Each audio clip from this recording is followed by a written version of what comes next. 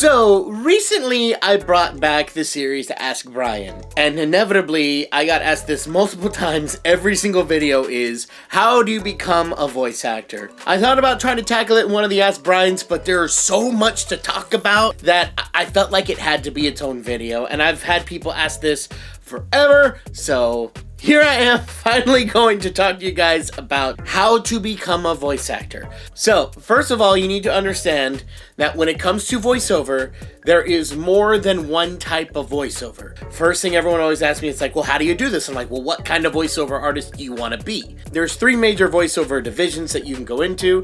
There is characters, there is commercial, and there is promo. Character work is what it sounds like. That's the video games, that's the animation, that's being an actual like character that you do for like a show, video game, what have you. Commercial is what it sounds like. When you typically hear commercials and it's like, do you want to get a new car? You should get the Hyundai Sonata, you know, that kind of stuff. And then promo is kind of the stuff you hear with like the movie trailer, bumpers that you see for like, this Thursday on CBS. Coming this fall to a theater near you. That kind of stuff. Now, do you have to limit yourself to just one? No. One voice actor can do all three if they want to, but most people tend to have a specialty. Like, my specialty is character work, although I have done commercials, and I have also done promo. It just so happens to have coincided with like the character stuff that I've done as well, or appearances that I've done, so I'm basically being myself for the promos.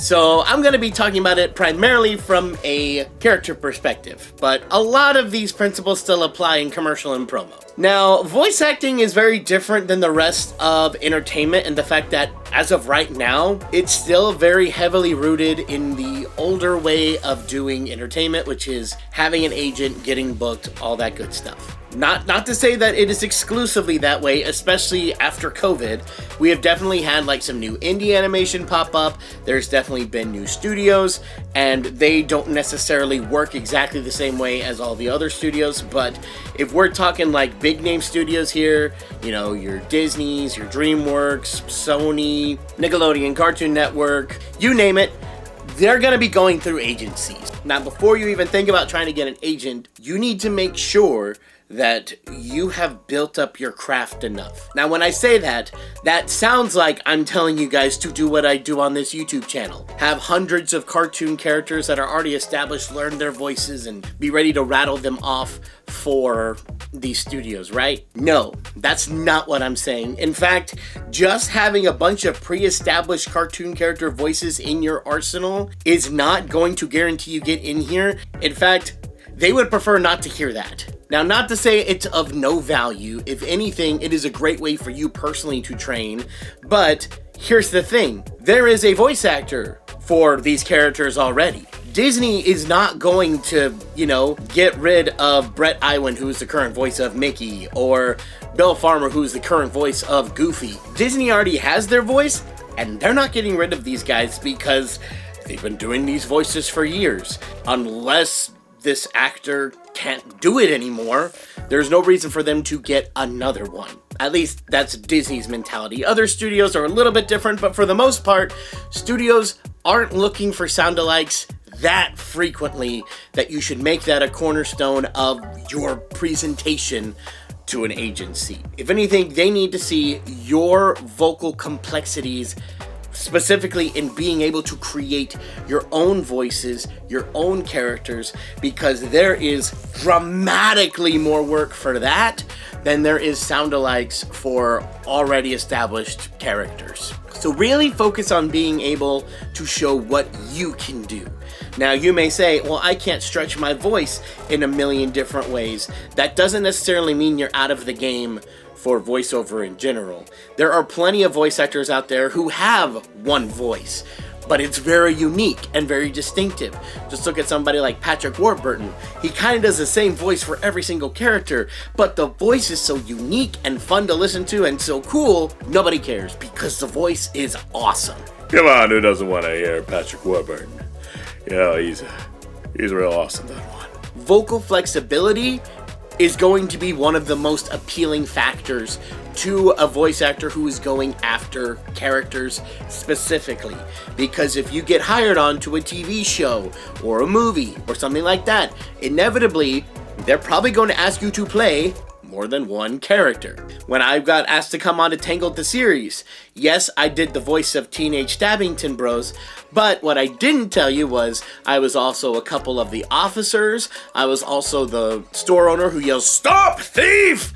and a couple other background voices that you may not listen to as much, because that's part of this world, is like you get cast for a character that, you know, has a name on the credits, and then they want to throw a couple other voices in while you're there, and you need to be able to jump to a bunch of different characters and do them. So really work on your ability to make different voices. Make sure you can do different accents. Play around with what your voice can do.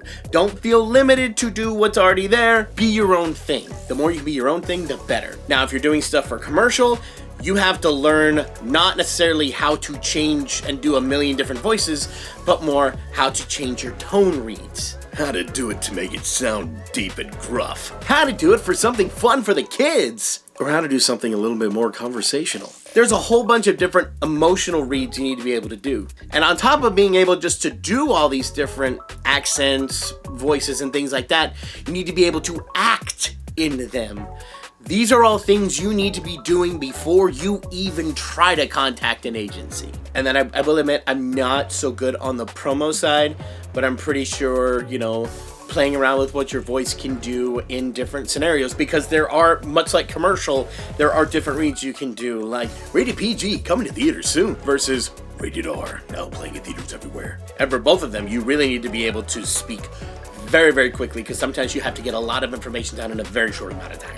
You know, like, side effects may include burping, sneezing, and other I can't even do it right now. But you know what I'm talking about. The end of commercials, they go nuts right there. I'm a character actor. I'm not in the commercial and the promos as much. And every time I do a commercial, I'm always singing. I always get the singing commercials. I've never booked something that wasn't singing for a commercial. But anyways, the same idea applies. So before you even talk to an agency or anything, work on your acting, work on getting characters down, and work on getting accents down so that you have a myriad of stuff to work with. And I mean, you create your own voices here. Don't rely on pre-established characters. So once you've worked on all of those, once you feel pretty confident, then you create something called a demo. You basically make a minute-long version of what you can do. And with this, you really want to show off your range. Regardless of which one you're doing, show your range. I would highly recommend going to somebody who can make a demo for you, somebody who has experience in the industry. I know that these sometimes can get expensive, and I know they're not always available to everyone in your area, but really, if you can get help and not do it on your own, I recommend it. These agencies listen to demos all the time, and the more professional sounding you can make it, and the more it sounds like it's something that could be in a commercial, the more likely you are to catch their attention. Like using professional grade microphones, using professional grade editing, using music behind to like really set the scene. Basically, you want to make it sound like you're already in commercials or promo or shows without actually being in any of these. Or heck, if you've been able to get some indie work on your own or freelance work on your own, use some of that if you think there's something of quality there. But in all of these, the biggest thing I can stress is range. Show your range. If you're doing commercials, do as many different kinds of commercials as you can. Like if you've got one that's a little more conversational and down to earth, don't do another one that's conversational and down to earth. Then do one that's aimed at the kids. Then do one that's a little quirky. Promo, same thing. Put stuff for preschool, put stuff for kids, put stuff for adults, do stuff for a sitcom versus a drama.